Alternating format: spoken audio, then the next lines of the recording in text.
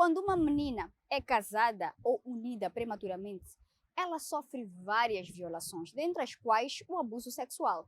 É sobre o abuso sexual que acontece nas uniões prematuras que vamos conversar na edição de hoje. Mas antes, Olá, bem-vindo ao Asas. O que acontece com a vida de uma menina que é entregue a uma união prematura? Confira algumas opiniões das pessoas.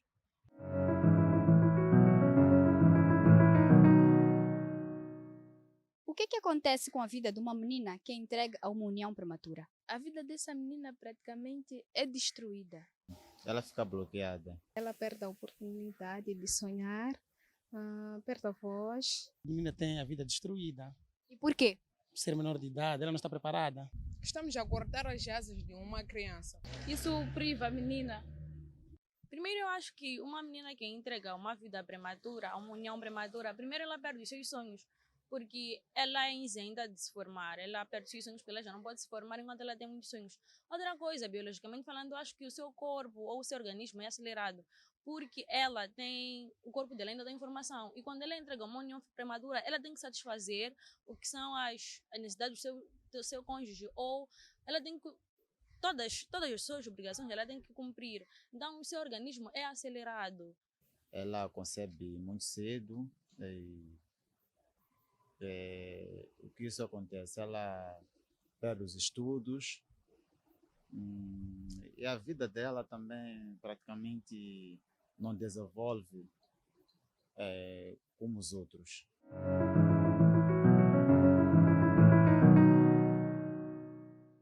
A menina vive um terror, uma série de violações que ela não consegue se proteger. E é mais ou menos em torno disso que a Diolene Jim falou na conversa que vamos acompanhar já a seguir.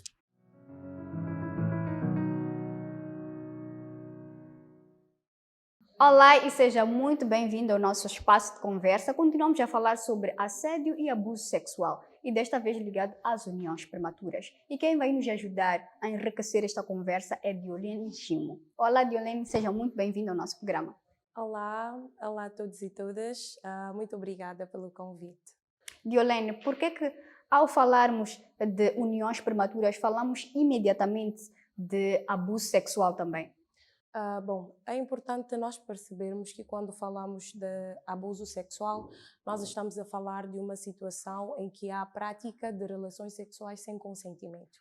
E quando nós olhamos para as uniões prematuras, que muitas das vezes está ligado à união de um homem que é maior de idade a uma menina que é menor de idade. E nós sabemos que essa menina, essa rapariga menor de idade, ela não está em condições de consentir para relações sexuais seguras e saudáveis. E ela se encontra numa posição de vulnerabilidade com relação a este homem que é maior de idade e estaremos nesse contexto perante uma situação de abuso, porque ela vai ter que se submeter a relações sexuais que ela, em primeiro lugar, não está preparada para ter e não pode manifestar o seu desagrado no que diz respeito a isso. E quando nós olhamos para uniões prematuras, pegando o exemplo que eu aqui trouxe, nós estamos sempre perante uma situação de abuso sexual. E vezes há que esta menina é violentada, para além do que a Diolene explicou, que só do fato da rapariga estar numa união prematura já constitui uma situação de abuso sexual. Há situações que ela também é violentada.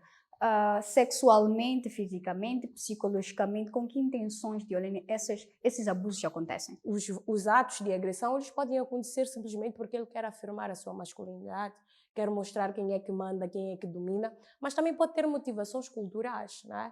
Aquela falsa ideia de que se mantiver relações sexuais, por exemplo, com uma menor, com uma criança, estará a purificar-se de algumas doenças. Então, podemos aqui passar a tarde toda, a manhã toda a desenvolver, mas mais ou menos está ligado a isso. Verdade, porque é um assunto muito delicado. Diolene, quais são as consequências psicológicas, físicas, emocionais para esta rapariga, para esta menina? Bom, Quando nós falamos de uniões prematuras, nós podemos olhar como, primeiro, consequências físicas, a própria situação, a disposição que a menina, por exemplo, ela é colocada no que diz respeito a doenças sexualmente transmissíveis.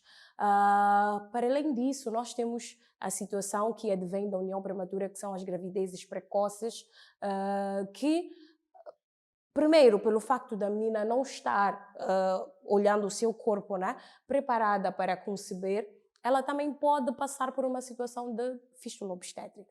E quando nós olhamos para as consequências psicológicas, que eu iria até fazer ponto com as consequências emocionais, nós estamos a falar de uma menor de idade que está muito suscetível a passar por episódios de depressão, ansiedade, a passar por episódios de falta de confiança, começar a olhar para si como culpada por todos os atos que acontecem com ela e por aí vai. São várias as consequências, mas nós podemos destacar essas. Que não são poucas, Diolene. Agora vamos fazer uma pequena pausa para acompanharmos uma pequena nota de reportagem. Voltamos, já podemos? Vamos a isso.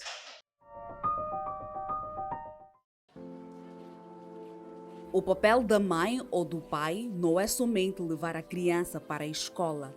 É preciso fazer parte do crescimento acadêmico dos filhos. Isso significa intervir sempre que for necessário, e uma dessas vezes é quando a filha ou filho está a ser vítima de assédio. Intervir significa que os pais podem, entre outros, denunciar na esquadra mais próxima ou no líder quando o seu educando ou outro aluno for vítima de assédio na escola.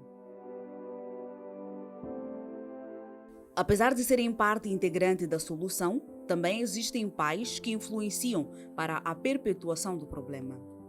São os casos dos pais que veem no professor um genro capaz de aliviar suas dificuldades, principalmente as econômicas, ou como alguém capaz de os conferir algum status na comunidade.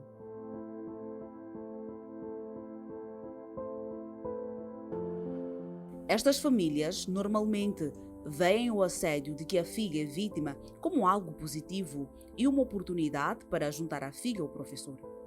É assim que o assédio sexual se torna um caminho para as uniões prematuras. Noutras vezes, elas são capazes de entregar, direta ou indiretamente, as suas filhas ao professor. Por exemplo, pedindo que elas levem coisas à casa do professor ou que elas façam limpeza na casa do professor.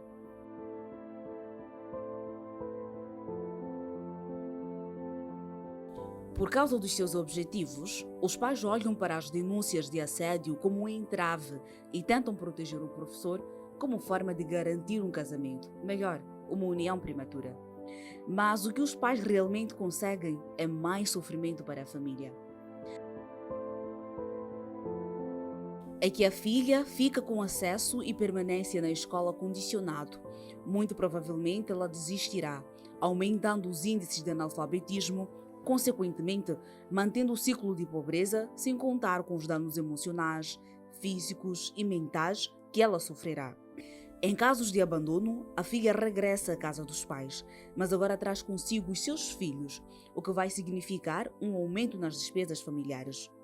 Por causa destas e de outras consequências, os pais devem parar de entregar as filhas às uniões prematuras e denunciar os professores que assediam e abusam de suas filhas, garantindo um futuro risonho para toda a família.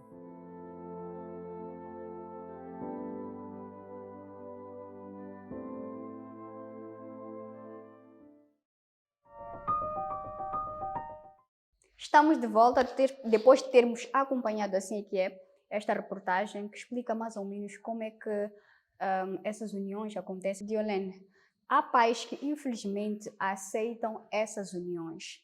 Legalmente, esses pais podem ser responsabilizados? Como? De que forma?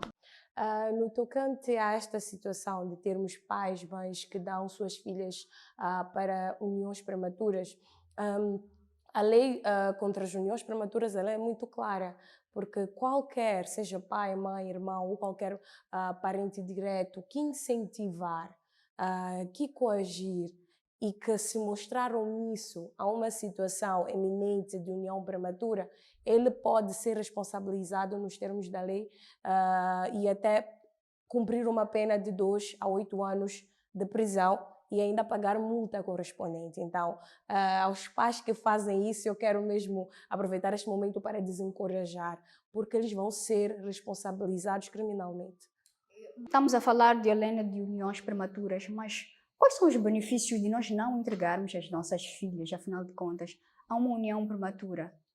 O que é que os pais ganham em troca? O que é que a comunidade ganha em troca de termos ali as nossas meninas a crescerem saudáveis, livres, com voz? Qual é o ganho?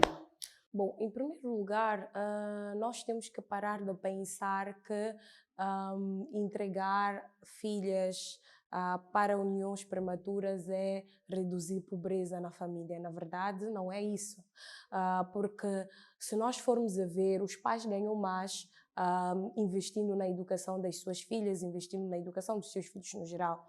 Eles ganham mais porque se eles investirem na educação das suas filhas, as chances de eles terem aquela menina educada, tomando decisões conscientes sobre a sua vida, abraçando uma carreira profissional e ajudando os seus pais a saírem dessa situação de pobreza é maior do que eles entregando a filha para uma situação de uniões prematuras, cujas consequências nós já colocamos aqui, que vai piorar ainda mais a situação de pobreza da família, porque, na verdade, para além deles estarem a passar dificuldades, por exemplo, financeiras ou com alimentação, eles já agora vão estar a passar um outro tipo de dificuldade que tem que ver com a saúde daquela menina, que tem que ver com o estado psicológico daquela menina. Então, eu acho que os pais saem a ganhar mais se eles procurarem olhar para a educação da menina como uma alternativa. Verdade, Diolene. E tem outras formas de nós travarmos os abusos? Quais são? Bom, eu acredito que, em primeiro lugar, a educação sobre direitos e para direitos é o primeiro passo para que nós possamos travar essa situação de abusos, porque durante muito tempo nós fomos crescendo, replicando o que nós víamos os outros a fazer. E é importante nesse processo de educação para direitos a habilidade de questionar, mas ok, por que estamos a fazer desse jeito e não podemos fazer de outro? E a Diolene já tocou um pouquinho sobre a nossa última questão, que é qual é o papel também da comunidade, né, para travar esses abusos. Estou a falar da escola, estou a falar dos líderes, estou a falar de uma comunidade toda no geral. Qual é o papel deles? Qual é o nosso papel, melhor de ser também como sociedade? Eu acredito que todos esses intervenientes eles jogam um papel muito importante de consciencialização, eles movimentam massas e devem começar a usar este poder, esta capacidade com mais intenção e para levar comunidades, pessoas no geral a prestar mais atenção e com mais cuidado a essas situações de uniões prematuras, de violência contra raparigas e por aí vai. Diolene, muito obrigada por esta conversa. Eu que agradeço por esta oportunidade. E queremos tê-la nas próximas oportunidades. Claro, sempre disponho. É necessário conscientizar, para quem não sabe, mas é necessário também nos envolvermos diretamente. Este é um problema nosso e nós podemos fazer alguma coisa para travar. Através da denúncia, através da conscientização, assim que é, e de várias outras formas que temos vindo aqui a falar no programa. Nós ficamos por aqui e seguimos para as próximas rubricas.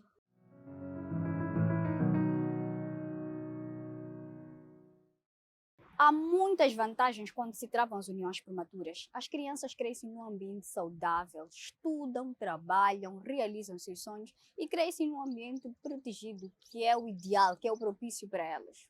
Mas se os pais ou encarregados de educação continuarem a entregar os seus filhos ou suas filhas para uniões ou casamentos prematuros, as consequências vão ser devastadoras, não só para esta criança, mas também para toda a família.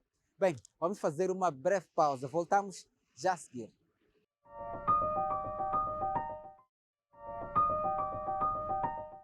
Bem-vindo de volta ao Asas. E hoje falamos sobre as uniões prematuras e o abuso sexual. E é sobre isso que continuamos a conversar com as pessoas daqui da cidade de Maputo. Confira.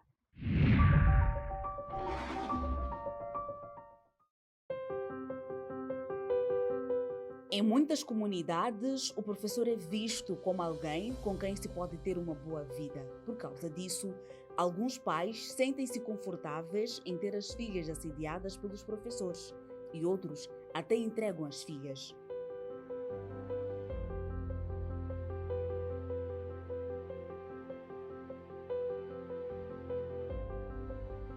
O que acontece é que o assédio, que termina com uniões prematuras, tem efeitos destrutivos na vida das meninas. Esse abuso pode levar a um grande trauma, né, que ela vai carregar para o resto da sua vida. Trauma. Primeiro, eu acho que uma menina que entrega uma vida prematura, uma união prematura, primeiro ela perde os seus sonhos, porque ela é isenta de se formar, ela perde os seus sonhos porque ela já não pode se formar enquanto ela tem muitos sonhos. Outra coisa, biologicamente falando, eu acho que o seu corpo ou o seu organismo é acelerado. Mas há outras consequências que muitas vezes passam desapercebidas. Há casos de meninas que nem sequer sabem o que é um abuso. Eu acho que elas acabam normalizando aquela situação e, de certa forma, ela fica num estado em que ninguém está aí para lhe proteger. Diante desta e de outras consequências, como a desistência escolar, as doenças que podem contrair, etc., a boa vida, a boa imagem e tudo o que se pensa que se pode ter, desaparece. Eu condeno muitos homens, porque é uma criança. Bem, você vai falar com a criança, vai dizer, porque eu vou te dar isto, vou te dar aquilo. É uma criança. Você está a semear alguma coisa numa criança. A primeira coisa que você tem que semear numa criança é mostrar a ela que ela é criança. Uma criança deve ser protegida e esta proteção começa de casa. Partindo da educação dela. Iria aconselhar-lhe a focar nos estudos, não começar a namorar cedo, não procurar coisas que ainda não estão para ela, que ela pode conquistar sozinha. Educaria.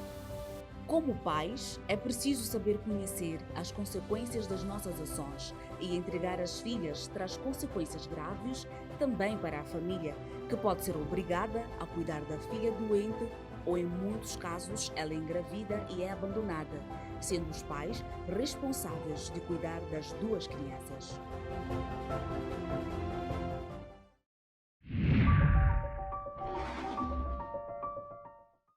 As uniões prematuras são um problema grave no país e as consequências vão para além dos abusos sexuais de que estamos por aqui a alertar, não é, Vina? Verdade, Cornélio. E não somos os únicos a alertar para essas consequências. Há outras pessoas que estão nessa luta e que nos inspiram a não desistir, como vemos a seguir.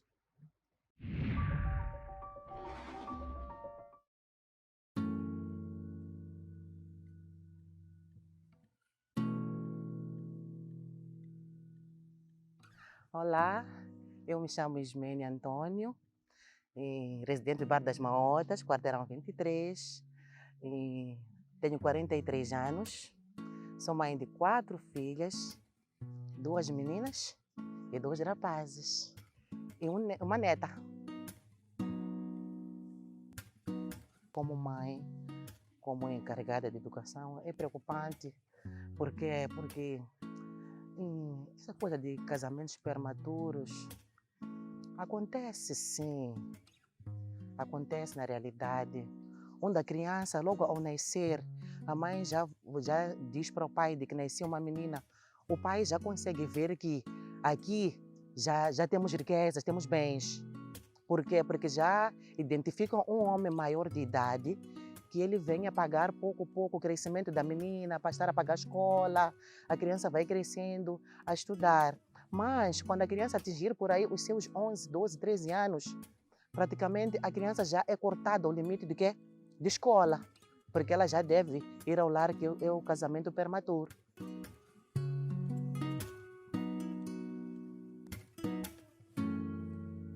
Há desvantagens, porque para começar, é cortado, é limitado o futuro da própria criança. É limitado o futuro da própria criança, a criança já nasce com os seus direitos, primeiro. A criança já nasce com os seus direitos, mas é cortado os seus direitos porque ela chega aquele tempo já de casamento, ela vê as colegas a ir à escola, a se formarem, e ela fica assim do nada e já culpa os pais. Os pais também, por mim, não são tão culpados, porque Outros pais não têm acesso à informação que o que estão a fazer é errado e da cadeia é crime. Não sabem, mas eles acabam fazendo. E a criança também se envolvendo com um maior, casar-se com uma pessoa mais grande que ela. A criança também corre risco de apanhar doenças. Ela corre risco de apanhar doença, tanto ela, tanto o bebê também. Corre risco, os dois, a mãe e o filho, corre risco de apanhar doença, porque as tantas, o tal marido, ele também já é o quê? Já é um doente. Quando eu olho para Nasce, olho para o menino Kedi, eu fico muito preocupada, porque eu falo dia após dia, eu converso com Nasce quase sempre. Até o que eu apanho lá no terreno, no campo, quando estou a trabalhar, eu venho de novo vir conversar com ela, tá vendo? Para abrir a mente dela.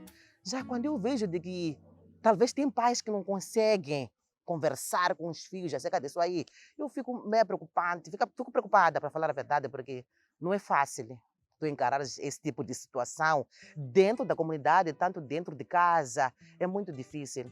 Eu, quando fui eleita mãe turma na escola dela, no Jaquissano, eu perguntei, uau, que bom, vou aproveitar também fazer o quê? As minhas palestras, conversando lá com os meninos, não somente com as meninas, mas os meninos também fazem parte da mesma sociedade, também estão no mesmo patamar da idade de adolescência.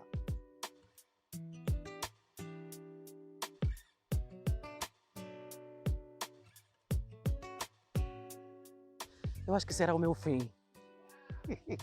Para falar a verdade, eu acho que será o meu fim. Posso até talvez pegar tensão alta, ou tensão baixa, ou um AVC mesmo. Porque não é aquilo que eu esperava, ou que eu espero dela. Eu dela espero uma menina bem formada, bem educada, que ela também, através dos meus conhecimentos, que eu dou para ela, transmito para ela, e que ela também possa transmitir para outras meninas.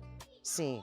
Uma vez ela veio me contar, mãe, tenho uma amiga da igreja, ela disse para mim umas certas coisas que eu não gostei e eu não quero brincar mais com ela. Eu disse, não, não é assim. Chama ela, traga ela para mim, eu vou conversar com ela porque ela também está errada. Na idade que vocês estão, de 14 anos, não é a idade de vocês já quererem começar a fazer o quê? A fazer sexo. Tudo no seu tempo. E eu quando falei isso com ela, na altura eu estava com o irmão dela mais velho, que é paizinho. Sim, e paizinho também conversou, acrescentou as minhas palavras. Para com ela disse, Nasce, tudo tem seu tempo. Tudo no seu tempo. É triste, né? Para começar, é triste mesmo de verdade. Principalmente sendo mãe. E sei também que a própria criança fica prejudicada. Ela só em si. Além de eu que sou mãe dela, ela como criança fica prejudicada. Por quê? Porque ela vai se fechando. Ela não vai querer falar com ninguém. Até às vezes, se for um professor, ela até pode desistir até de estudar. Ela pode desistir de estudar, não querer mais saber de escola, ou talvez não querer estudar mais naquela escola, não querer sair de casa, se fechar na totalidade, né? E ela se fechar que não, para mim é tudo, acabou, tá vendo? Prejudicar o próprio futuro dela. Eu acho também que isso aí, é crime, né? Essa pessoa tinha que ser julgada, ser feita qualquer coisa, para também que venha aprender, ou que venha saber que o que estou a fazer, ou que eu fiz com aquela criança, é crime. Eu converso. A base fundamental desta casa é conversar. E eu falo, aquilo que vocês estão a ver que eu não estou a conseguir vos dar, ou vos educar, ou o que eu estou a falar convosco não é certo. Nasce, procura a sua madrinha. Fala com sua madrinha, ela é uma segunda mãe para ti. Se você vê que eu também estou errada, não tenha medo, diga, mãe, não é assim. Eu não estou a entender, isso que mãe está a falar não está a entrar bem na cabeça. Não é assim. Há pais que não aceitam conversar com os filhos. Eu tenho muitas meninas que me procuram para conversar, porque a mãe não tem tempo para conversar com ela. Quando ela diz, mãe, eu quero conversar contigo, a mãe já disse, estou sem tempo. Estou sem tempo. Mas a menina quer ouvir alguma palavra da mãe. Quer ouvir, quer aquele aconchego da mãe. Às tantas, essa criança já sofreu abuso lá atrás, sexual. Mas não tem como, não tem quem conversar. Começa a pensar, se eu for dizer para minha irmã, ou dizer para minha amiga, de contar para todos aqui na zona vão saber. Então deixa eu procurar uma pessoa mais idônea, né? que pode talvez guardar e me ensinar o que eu passei lá fora ou o que estou passando lá fora. Mais ou menos isso.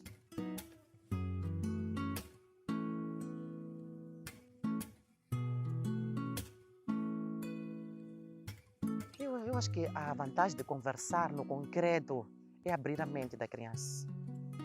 Abrir a mente e ela também saber se proteger de se por acaso um dia aparecer um abusador, né? Nesse caso, como é que ela vai se defender, a quem que ela deve recorrer. Suponhamos que o abuso foi feito na escola, ela tem que saber que dentro da escola tem professores, professoras indicadas para esse tipo de gênero, onde ela pode ir conversar, sim. E também eu acho que é bom a conversa entre pais e os filhos, né? Porque protege de muita coisa. Primeiro protege das doenças, protege quase de tudo. Sim, protege de muita coisa. Eu acho que é bom, porque o próprio futuro também dela está envolvido também. É um conjunto de coisas que todos estão no mesmo pacote. Se eu não consigo conversar bem com a menina, praticamente a menina vai crescer desinformada, ou vai se informar melhor, ou se informar mal lá fora. Enquanto tem eu como mãe, que posso sentar com ela e juntos nós conversarmos, vermos o que podemos fazer no que está estragado e vermos também o que podemos fazer naquilo que talvez eu possa arranjar lá à frente.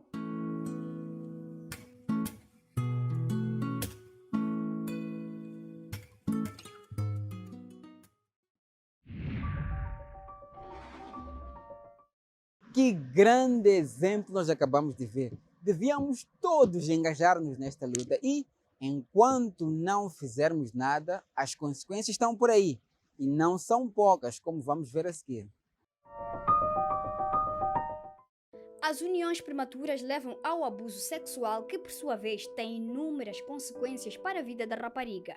Dentre elas, contribui para a propagação e aumento de infecções sexualmente transmissíveis, incluindo HIV-Sida.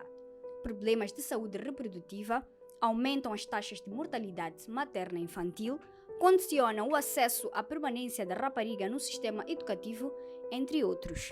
Então, no fim, podemos dizer que afetam negativamente o futuro das raparigas.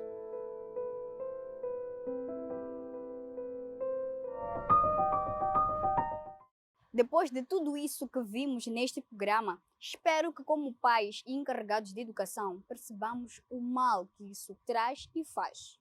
Também espero, Vina, de verdade. É o desejo de todos nós. Também espero. Bem, é tudo para esta edição. Muito obrigado pela companhia. Até para a semana.